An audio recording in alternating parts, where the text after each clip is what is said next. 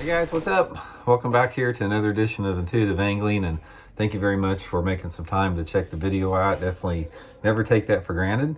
Guys, today we are going to irritate some people and make some people happy here based upon a video I did yesterday. I did that 30-minute video on basically just a full tutorial on wacky rigging and shaky heads. And I got a lot of comments in there about the way that I rig a wacky head, or excuse me, the way that I rig my wacky rig. So I'm going to show you guys how most people do it, which is not the right way. And then I'm going to show you how the experts do it the right way. And I think it's going to add up to a lot more wacky rigging success for you guys. Real quick, before we get started here, guys, I just want to remind you, we have our spring lake map breakdowns up on fishthemoment.com. Got all the major lakes across the country, man. It's a great way if you want to learn more about your favorite lake, or if you're going to a lake you don't know anything about and you want to learn some good spots. This is going to be the whole deal for you here. So I'll put the lake map breakdown link in the description in this video, and you guys can check them out there. Much appreciated. Okay guys, wacky rig. Now here's the thing about it. It's like, for whatever reason, there is a bunch of sensitive types out there. Anytime I mention live scope, anytime I mention bed fishing, anytime I mention not using braid to fluorocarbon, they just, you know, they flip out on it. Their heads explode. And I'm going to do another one here that a lot of people are sensitive on, which they should not be sensitive about. So let's talk about the common wacky rig mistake, guys. This has been the go-to way for most people to rig a wacky rig.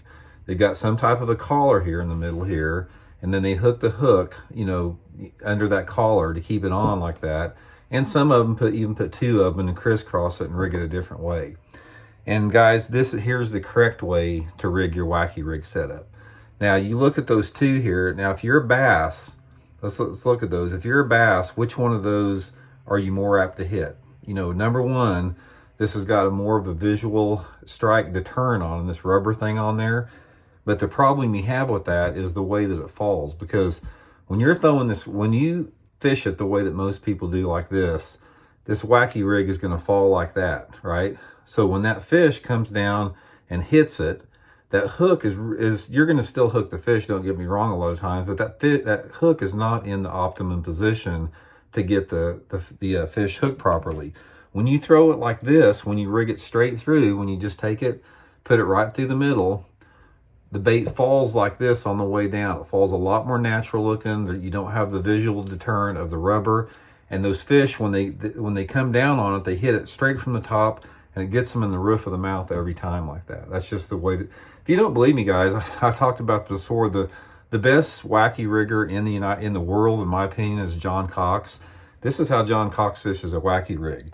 John Cox does not fish a wacky rig like this. So that's good enough for me, and I've experimented with both. Now here's the problem with it. It's sort of like the braid to fluorocarbon. If you fish your wacky rig like this, it's not going to get you any more bites. In fact, it's going to take away your bites. It's going to take away your bites because of that visual there. Because on a wacky rig in clear water, guys, bass will study it. They get down and they'll get an inch away from there and study it. And I'm not saying that it makes a difference every time, because you can catch them like this, obviously. But that's a deterrent, along with the hook being out of position when it's down there. So when this bait is laying on the bottom or falling, they don't have that visual deterrent. The hook's in position.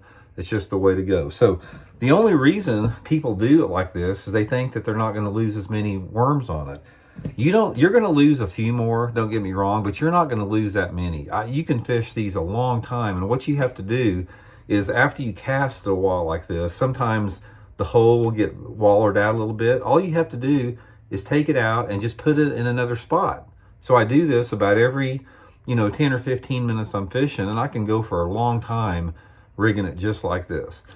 But guys, this is another thing. I'm not saying this to make your life miserable. I've experimented with both, and I can promise you that you will hook more bass, you will get more strikes, and just don't fall for the common deal like this, because this is like, it just doesn't look near as good in the water. So anyway, like I said, a lot of you guys are going to say, oh, I'll catch a ton of fish, rigged just like this with the collar. Well, you're going to catch more than a ton of fish if you rig it like this. So it's up to you. If you want to get more bites, or if you don't want to get more bites, just keep rigging it like this, and let the guys like John Cox keep smoking everybody rigging it like that. So hope it helps out, guys. We'll talk later.